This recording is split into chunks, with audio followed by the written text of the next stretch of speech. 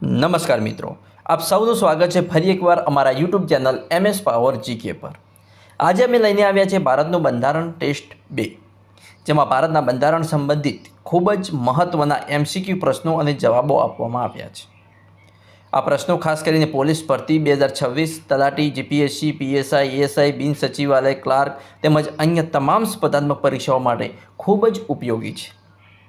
જો તમે સરકારની નોકરી માટે તૈયાર કરી રહ્યા છો તો આ ટેસ્ટ તમારા માટે ખૂબ જ મહત્ત્વનો સાબિત થશે। વિડીયોમાં આપેલા દરેક પ્રશ્નને ધ્યાનથી વાંચો અને પહેલાં પોતે જવાબ આપવાનો પ્રયત્ન કરજો। તો ચાલો મિત્રો, સમય બગાડ્યા વગર શરૂ કરીએ ભારતનું બંધારણ ટેસ્ટ 2। ભારતીય રાષ્ટ્રીય કોંગ્રેસના કયા અધિવેશનમાં સ્વતંત્ર ભારતનું બંધારણ કેવું હોવું જોઈએ તેના પર ચર્ચા થઈ હતી? નાગપુર અધિવેશન 1920, કાનપુર અધિવેશન 1925, કરાંચી અધિવેશન 1931 કે મુંબઈ અધિવેશન 1934? જવાબ કમેન્ટ બોક્સમાં જલ્દીથી આપો મિત્રો। તો મિત્રો, આપણો જવાબ રહેશે ઓપ્શન સી, કરાંચી અધિવેશન 1931। ભારતીય રાષ્ટ્રીય કોંગ્રેસના કરાંચી અધિવેશન 1931માં સ્વતંત્ર ભારતનું બંધારણ કેવું હોવું જોઈએ તેના પર ચર્ચા થઈ હતી। કરાંચી અધિવેશન 1931 ભારતીય સ્વતંત્રતા આંદોલનના ઇતિહાસમાં ખૂબ જ મહત્વપૂર્ણ માનવામાં આવે છે। જેનું સ્થળ હતું કરાંચી અને તારીખ હતી માર્ચ 1931, જેના અધ્યક્ષ હતા સરદાર વલ્લભભાઈ પટેલ, અને આ અધિવેશન ઇન્ડિયન નેશનલ કોંગ્રેસ દ્વારા યોજાયું હતું। તેના મહત્વપૂર્ણ મુદ્દાઓ વિશે જોઈએ તો તેના મહત્વપૂર્ણ મુદ્દા હતા આ અધિવેશન ગાંધી ઇરવિન પેક્ટ પછી યોજાયું હતું। અહીં મૂળભૂત અધિકારો અને રાષ્ટ્રીય આર્થિક કાર્યક્રમ અંગે મહત્વપૂર્ણ ઠરાવો પસાર થયા। ભારતના નાગરિકોને મળવા જોઈએ એવા અધિકારો વિશે પ્રથમ વખત સ્પષ્ટ રીતે ચર્ચા થઈ હતી। ક્યારે? કરાંચી અધિવેશનમાં। કામદારોના અધિકારો, સ્ત્રીઓના અધિકારો અને સમાનતા અંગે પણ ઠરાવો પસાર થયા હતા। પરીક્ષા અંગે મુખ્ય એ પણ પ્રશ્ન રહી શકે કે કરાંચી અધિવેશન 1931ના અધ્યક્ષ કોણ હતા? તો જવાબ છે સરદાર વલ્લભભાઈ પટેલ, જે કરાંચી અધિવેશન 1931ના અધ્યક્ષ હતા। જોઈએ આગળનો પ્રશ્ન। ભારતની સામાજિક સંરચના કઈ બાબત પર આધારિત છે? આર્થિક, વૈચારિક, જ્ઞાતિવાદ કે રાજનૈતિક? આપણો જવાબ રહેશે ઓપ્શન સી, જ્ઞાતિવાદ। ભારતની સામાજિક સંરચના જ્ઞાતિવાદ બાબત પર આધારિત છે। ભારતની સામાજિક સંરચના ખૂબ જ વિવિધતા ધરાવતી અને બહુસ્તરીય છે। ભારતને ઘણીવાર વિવિધતામાં એકતા ધરાવતા દેશ પણ કહેવામાં આવે છે। જોઈએ તો જાતિ પ્રથા, પરિવાર પ્રથા, ધર્મ અને સંસ્કૃતિ, ભાષા અને સંસ્કૃતિની વિવિધતા, ગ્રામ્ય અને શહેરી સમાજ એ મુખ્ય લક્ષણો છે ભારતની સામાજિક સંરચનાના। પરીક્ષા માટે એક મહત્વનો પ્રશ્ન પણ બની રહે છે કે ભારતની સામાજિક સંરચનાનું મુખ્ય લક્ષણ શું છે? તો ભારતની સામાજિક સંરચનાનું મુખ્ય લક્ષણ વિવિધતામાં એકતા છે। જોઈએ હવે આગળનો પ્રશ્ન કે બંધારણની 9મી અનુસૂચિ અંગે નીચેના વિધાનો ધ્યાને લો। 1. તેમાં સમાવિષ્ટ બાબતો અંગે સર્વોચ્ચ અદાલતને ન્યાયિક પુનરાવલોકનનો અધિકાર નથી। 2. કે તેનો સમાવેશ મૂળ બંધારણમાં પહેલેથી જ કરવામાં આવ્યો હતો। ઉપર પૈકી કયા વિધાનો સાચા છે આપણે જોવાના છે। ફક્ત 1, ફક્ત 2, 1 અને 2 બંને કે બંનેમાંથી એક પણ નહીં? કયા વિધાનો સાચા છે? તો આપણો જવાબ રહેશે ઓપ્શન ડી, બંનેમાંથી એક પણ વિધાન સાચું નથી। 9મી અનુસૂચિ ઇન્ડિયાના કોન્સ્ટિટ્યુશન ઓફ ઇન્ડિયામાં સમાવેલ એક મહત્વપૂર્ણ અનુસૂચિ છે। 9મી અનુસૂચિ 1951માં ઉમેરવામાં આવી। તે first amendment of the constitution of India દ્વારા ઉમેરવામાં આવી હતી। તેનો મુખ્ય ઉદ્દેશ જમીન સુધારાના કાયદાઓને કોર્ટમાં પડકારથી બચાવવાનો હતો।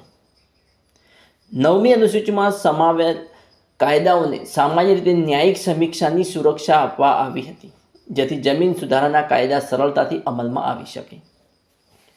1973માં કેશવાનંદ ભારતી કેસ પછી અને ખાસ કરીને 2007માં IR Coelho versus state of Tamil Nadu કેસમાં નક્કી થયું કે 9મી અનુસૂચિના કાયદાઓ પણ મૂળ માળખા સિદ્ધાંતના વિરુદ્ધ હોય તો કોર્ટ દ્વારા તપાસી શકાય છે।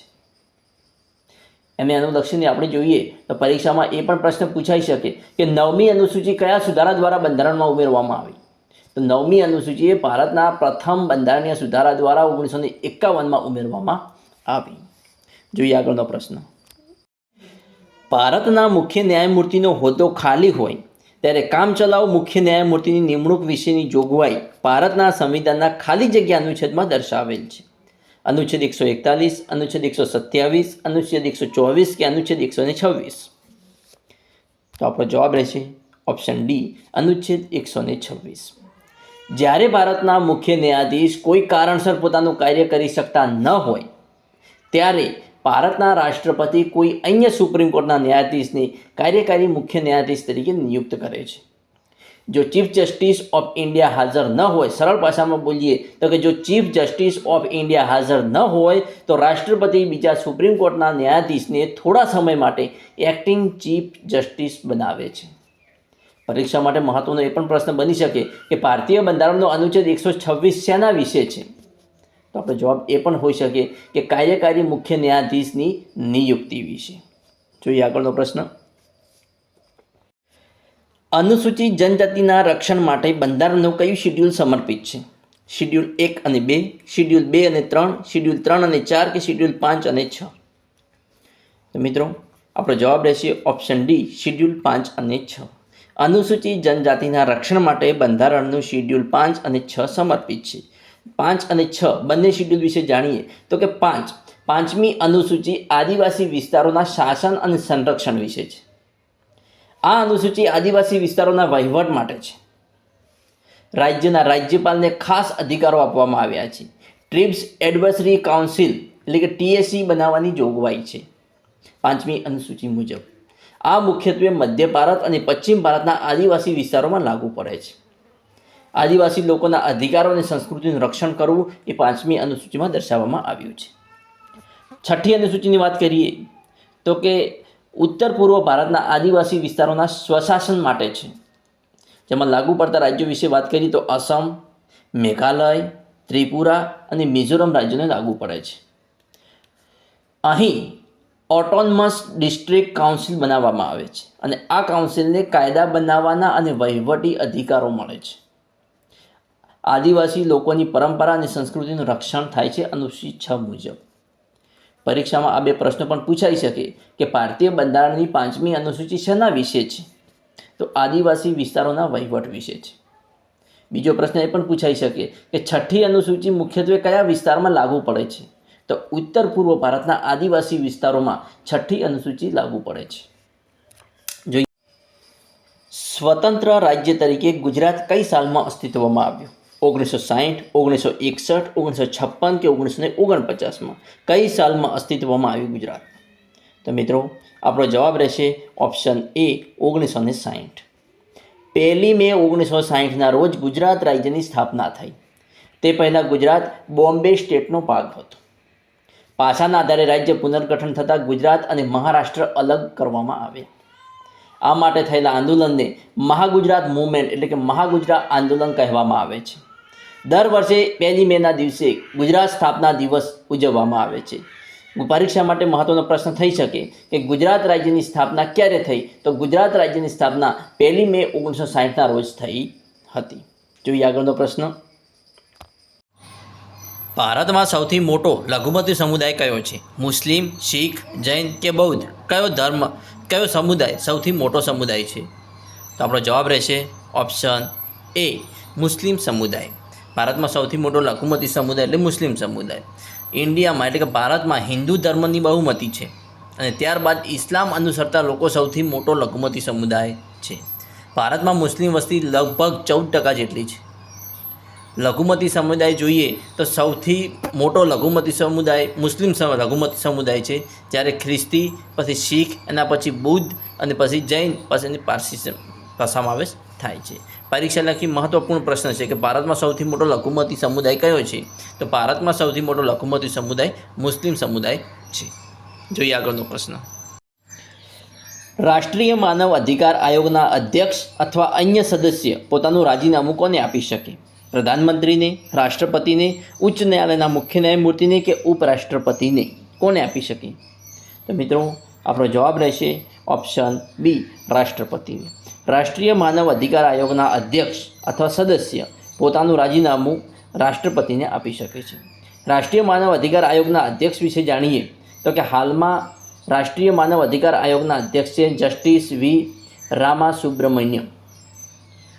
જેની સંસ્થા છે નેશનલ હ્યુમન રાઇટ્સ કોમ્યુનિકેશન અને જેનું સ્થાપના વર્ષ છે 12 ઓક્ટોબર 1993. જસ્ટિસ વી રામા સુબ્રમણ્યમ ભારતના પૂર્વ સુપ્રીમ કોર્ટના ન્યાયાધીશ રહ્યા છે. તેઓને 2004માં NHRC એટલે કે નેશનલ હ્યુમન રાઇટ કોમ્યુનિકેશનના અધ્યક્ષ તરીકે નિયુક્ત કરવામાં આવ્યા છે. પરીક્ષા માટે મહત્વનો પ્રશ્ન છે કે રાષ્ટ્રીય માનવ અધિકાર આયોગના હાલના અધ્યક્ષ કોણ છે? તો રાષ્ટ્રીય માનવ અધિકાર આયોગના હાલના અધ્યક્ષ જસ્ટિસ વી સુબ્રમણ્યમ છે અને તે પોતાનું રાજીનામું રાષ્ટ્રપતિને આપી શકે છે. જોઈએ આગળનો પ્રશ્ન. બંધારણના માર્ગદર્શક મૂલ્યો અને તેમના અર્થ સાથે યોગ્ય રીતે જોડો. મિત્રો જવાબ કમેન્ટ બોક્સમાં જલ્દીથી આપો. સાર્વભૌમ, પ્રજાસત્તાક, બંધુત્વ અને બિનસાંપ્રદાયિકનો તેમના અર્થ સાથે જોડવાનું છે. તો મિત્રો જવાબ કમેન્ટ બોક્સમાં જલ્દીથી આપો. મિત્રો આપણો જવાબ રહેશે ઓપ્શન એ, એટલે કે સાર્વભૌમની સાથે લાગુ પડશે લોકોને નિર્ણય લેવાનો સર્વોચ્ચ અધિકાર છે. પછી છે પ્રજાસત્તાક. પ્રજાસત્તાક એટલે કે રાજ્યના વડા ચૂંટાયેલા વ્યક્તિ છે. પ્રજાસત્તાક એટલે રાજ્યના વડાએ ચૂંટાયેલા વ્યક્તિ છે. અને ત્રીજો બંધુત્વ રહેશે આપણો લોકોએ ભાઈ બહેનની જેમ જીવવું જોઈએ, જેને બંધુત્વ કહેવામાં આવે છે. અને ચોથો રહેશે બિનસાંપ્રદાયિક, જેને સરકાર કોઈ પણ ધર્મની તરફેણ કરશે નહીં. આપણો જવાબ રહેશે. જોઈએ આગળનો પ્રશ્ન. સમાજવાદમાં ઉત્પાદન અને વિતરણની સમગ્ર વ્યવસ્થા કોને હસ્તક હોય છે? રાષ્ટ્રપતિના, ઉપરાષ્ટ્રપતિના, રાજ્યના કે મંત્રીમંડળના? આપણો જવાબ રહેશે ઓપ્શન સી, રાજ્યના. સમાજવાદમાં વ્યવસ્થા એવી આર્થિક સામાજિક વ્યવસ્થા છે જેમાં ઉત્પાદનના સાધનો પર મુખ્યત્વે રાજ્ય અથવા સમાજનો નિયંત્રણ હોય છે. મુખ્ય લક્ષણો મુજબ સરકારી માલિકી, સમાનતા પર ભાર, કલ્યાણકારી રાજ્ય અને યોજનાબદ્ધ અર્થતંત્ર. સરકારી માલિકી ઉદ્યોગો અને મહત્ત્વના સાધનો પર સરકારનું નિયંત્રણ હોય છે. સમાનતા પર ભાર, સમાજમાં આર્થિક અસમાનતા ઘટાડવાનો પ્રયાસ કરવામાં આવે છે. કલ્યાણકારી રાજ્ય, શિક્ષણ, આરોગ્ય, રોજગાર જેવી સુવિધાઓ સરકાર દ્વારા આપવામાં આવે. અને યોજનાબદ્ધ અર્થતંત્ર, ઉત્પાદન અને વિતરણ સરકારની યોજનાઓ પ્રમાણે થાય. સરળ અર્થમાં કહીએ કે સમાજવાદમાં સંપત્તિ થોડા લોકો પાસે જ નહીં પરંતુ સમગ્ર સમાજના હિત માટે ઉપયોગ થાય છે. પરીક્ષામાં પ્રશ્ન પૂછાઈ શકે કે સમાજવાદમાં ઉત્પાદનના સાધનો પર કોનું નિયંત્રણ હોય છે? તો સમાજવાદમાં ઉત્પાદનના સાધનો પર સરકાર અથવા સમગ્ર સમાજનું નિયંત્રણ હોય છે. તો મિત્રો આજનો ટેસ્ટ અહીં પૂરો થાય છે. આવતીકાલનો નેક્સ્ટ ટેસ્ટ જોવા મારી ચેનલને સબસ્ક્રાઈબ કરવાનું અને તમારા મિત્રો સાથે લિંક શેર કરવાનું ના ભૂલતા. અને હા મિત્રો, તમારા સ્કોર જરૂરથી જણાવજો કે તમારે કેટલા સાચા છે. Thanks for watching my video.